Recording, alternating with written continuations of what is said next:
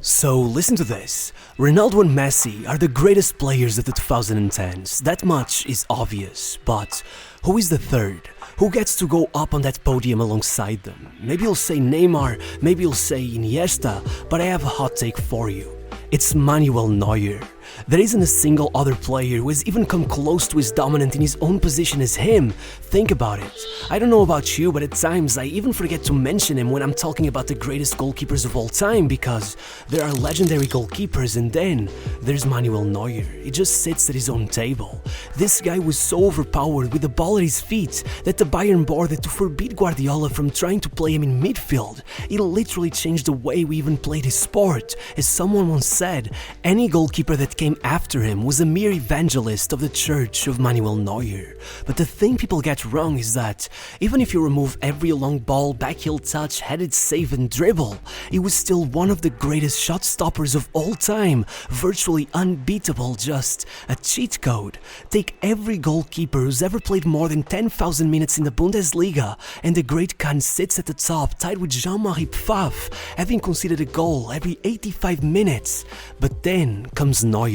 At 111 minutes, 31% better, not even reaching a goal a game. And of course, you could argue that playing for Bayern, no wonder he doesn't concede. But well, get a bit more nerdy and take on some advanced metrics. Expected goals on target minus goals conceded, which isn't influenced by how good your backline is in any way, just measures how good you are at stopping shots once they're already coming off the striker's foot. And the two best since Neuer's debut are Ter Stegen and Jan Sommer at 19.7 and 17.8. Neuer, however, hits 37.9. But hey, if that's not enough to convince you, let me remind you that by the time Neuer got to Bayern, he already had 6 seasons under his belt. Look, I don't think any club was ever as unintentionally genius as Schalke. You see, the only reason Neuer became a goalkeeper was that when his father moved to Gelsenkirchen for a new job, he decided to sign him up for their academy in the middle of the season, meaning that,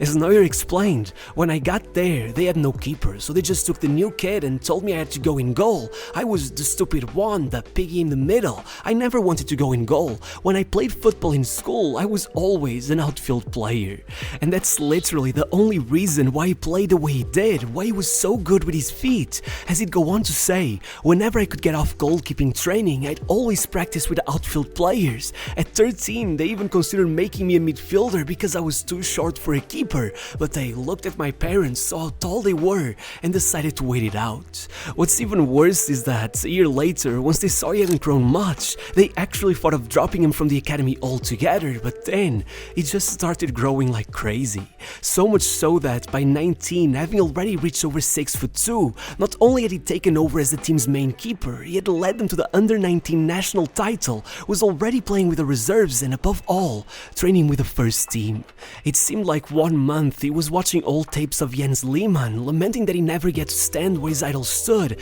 as his club negotiated a loan deal out to Cole in the second tier, and the next, well, reserve goalkeeper Heimer Roth left the team unexpectedly. Then their main keeper Frank Rost went out injured, and already on the second match day of the season, Neuer was playing in front of 60,000 people. And he must have left a mark, enough that by the 10th match day, with Horst back from injury, their manager Mirko Slomka still decided to risk it all by bringing in the kid against Bayern, having him walk up those stairs side by side with Oliver Kahn, and the rest is history. Frank Horst would never play another Bundesliga match for Schalke, and after 14 consecutive matches with Neuer between the posts and not a single defeat, another growth spurt saw the youngest starting keeper in the Bundesliga hit 6'4",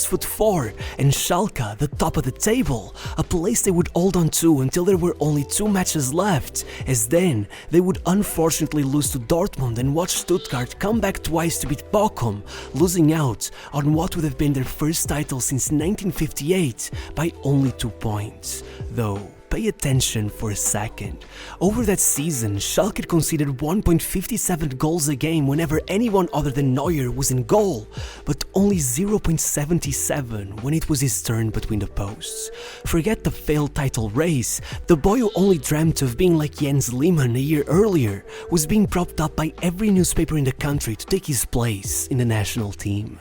Still, don't get it wrong, Neuer was still just a kid. The next year, 2 more keepers arrived, a bunch of mistakes followed as he looked awfully nervous to be playing the Champions League, and suddenly the fans were coming after him, claiming his unusual playstyle was nothing but a party trick that compromised their defensive line. It's widely agreed upon that, hadn't he been a homegrown player, they would have actually dropped him at that point, but they did not, and in March, he popped off again, leading them to the UCL knockouts and then putting on a man-of-the-match performance over the 2 legs, saving Schalke repeatedly and finally taking matters into his own hands, knocking out FC Porto by saving 2 penalties in the shootout, only going out once he met Ronaldinho's Barcelona in the quarters, by which that was already their most successful campaign since the 1950s, with Neuer himself earning a place in the shortlist for UEFA Goalkeeper of the Year, meaning that by the following season, even with his team struggling, not even reaching the European spots, he was able to go out to the under-21 Euros and shock the world, conceding only a single goal the whole tournament, despite facing off against the likes of Balotelli, Giovinco, Walcott and Bojan Krkić, easily taking the trophy and the Goalkeeper of the Tournament award, even getting his debut for the proper national team, and impressing enough that the Bayern chairman publicly declared his interest in Neuer's signing, starting a public feud with new Schalke manager Felix Magath. However, not only did Neuer stay at Schalke, but with 6 games left in the season, he had them at the top of the table, having conceded fewer goals than Oliver Kahn. And though an awful end to their season would see them relinquish the title to Bayern, Neuer would again be nominated to the UEFA Team of the Year, already up to 100 Bundesliga appearances at 23 years of age, finally taking over the national team, though in very unfortunate circumstances, with Lehmann retiring, Adler breaking his ribs, and Robert Enke taking his own life. Yeah. At the tournament, a man-of-the-match performance against Messi's Argentina put Germany in the semis, and even there, against European champion Spain, Neuer managed to hold them off until that late winner by Puyol, eventually still taking a bronze medal, meaning that once he made it back to Schalke, not only did they make him club captain already, but he knew damn well this was likely his final season at the club, so he had to make it count. However, despite heavy investments bringing in Raul, Untelar and Metzelder, Schalke quickly began falling down the table, settling for their worst finish in 17 years and forcing Neuer to put everything he had into the other 2 competitions, blocking out Bayern to put them in a German Cup's final and meanwhile leading him out their Champions League group with the 3rd best defensive record in the competition before helping them stun Valencia and European champions Inter Milan to put Schalke in the semi-finals for the first time in their history, where after falling to Man United, Neuer made sure to lock in the DFB Pokal for good, the first trophy of his career and the first for Schalke in almost a decade, right before he finally signed for Bayern, which was much more complicated than it sounds. Believe it or not, the Bayern fans hated Neuer. Not only did they not want to have anything to do with some born and bred Schalke fan who literally cried on his departure and had taunted their fans by imitating Oliver Kahn, but they already had Thomas Kraft, who they believed was the rightful heir to Kahn's throne, so things got better. So much that with Julio Ness having already addressed the fans' behavior multiple times before the season even started, once they booed him following a mistake on his Bundesliga debut, he literally had to hold a meeting with the ultras to try to calm them down, and though no strong-worded debates could really put a stop to it, then Neuer gave them no chance but to love him, due to the sheer fact that the next goal he conceded came only in October, after 1,147 minutes of game time,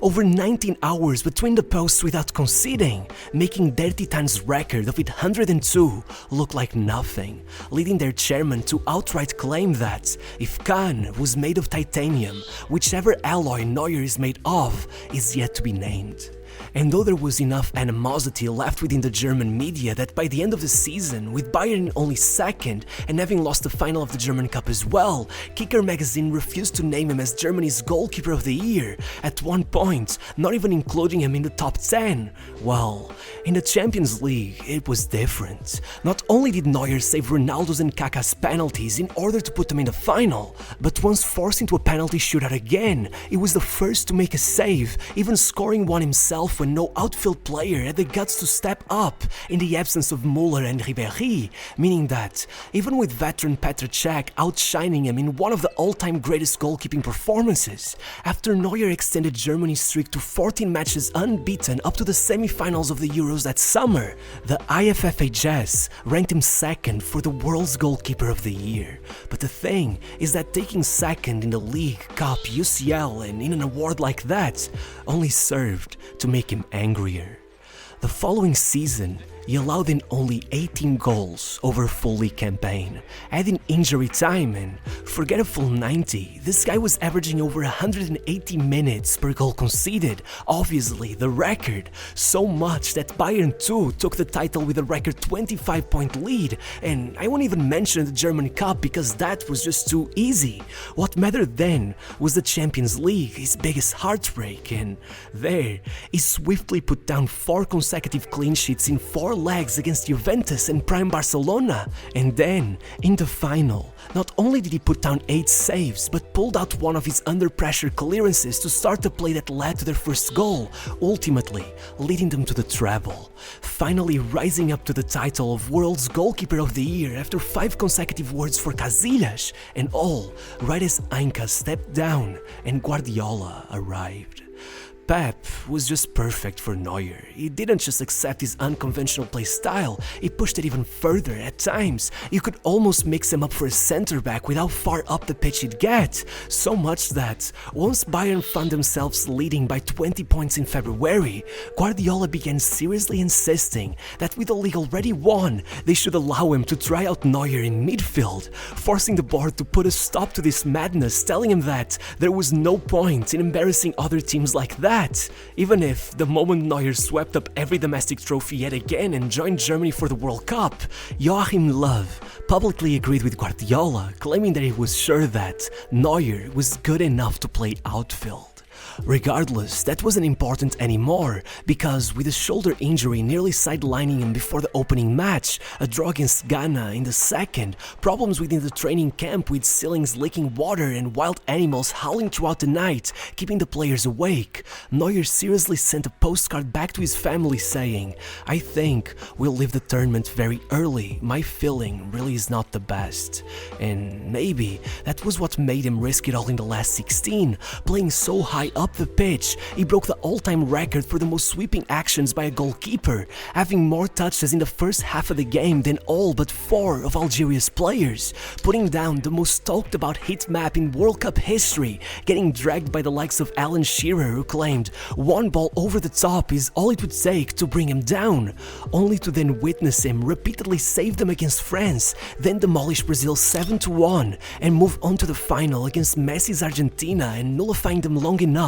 for Götze to get the winning goal in extra time, becoming a world champion, taking the Golden Glove, and then coming back to Bayern and conceding only 4 goals throughout the entire first half of the league season, leaving them unbeaten by the time the Ballon d'Or was awarded, and placing third, 0.04% off of Messi, as a lot of fans dared to argue that this goalkeeper had been the best player on the planet. However, things wouldn't always be this nice. Despite the widespread belief that Pep managed to execute his vision perfectly, after 2 more league titles he would leave without ever repeating the European achievements of previous years, and after Neuer etched his name into the Euros history, holding on until the quarter-finals before he was beaten, and only thanks to an own goal, ultimately breaking the competition's all-time record for most consecutive minutes without conceding, they welcomed Ancelotti to Bayern in hopes of getting back to the top of Europe, demolishing Arsenal 10-2, only for Neuer to break his foot against Real Madrid and force himself to keep on playing as they were out of substitutions, eventually losing regardless, but doing enough damage to his foot that even after 4 months in rehab, the moment he came back the next season, he fractured it again, missing the whole year and only coming back for the World Cup, having not played for Bayern for 7 months, getting ridiculed at the tournament as the Champions curse struck again and led Germany out of the tournament in a group stage, sparking up debates that it was time for Ter Stegen to replace him. 341 days went by between consecutive Bundesliga appearances, but no matter what, now as captain, Neuer began slowly making his way back to his best, and after, for the first season in his career, underperforming his expected goals on target, firing up the Ter Stegen debate even more, the following year, with Hansi Flick's arrival, he shut everyone's mouths. Taking the opportunity of a pandemic-fueled Champions League that had been turned into a summer tournament and popping off, taking the Man of the Match award in the final against Neymar and Mbappe's PSG, instantly getting his name back into conversations for the world's best, and taking Bayern's third trophy of the season, adding a second treble to his resume, but this time making sure not to miss any other trophies over the calendar year, making that only the second sextuple in the history of football, and leading Julian Ness to call him the transfer that changed Bayern, as they started their run for a 10th Bundesliga title in a row. And what blows my mind is that then, already 37 years old, he went out for a ski trip, broke his leg, was told it was likely the end of his career, and not only made it through 350 days of rehab in order to come back, but he did it in time to play the Euros one last time before saying goodbye to the national team. And even now, 39, somehow, he is still one of the best.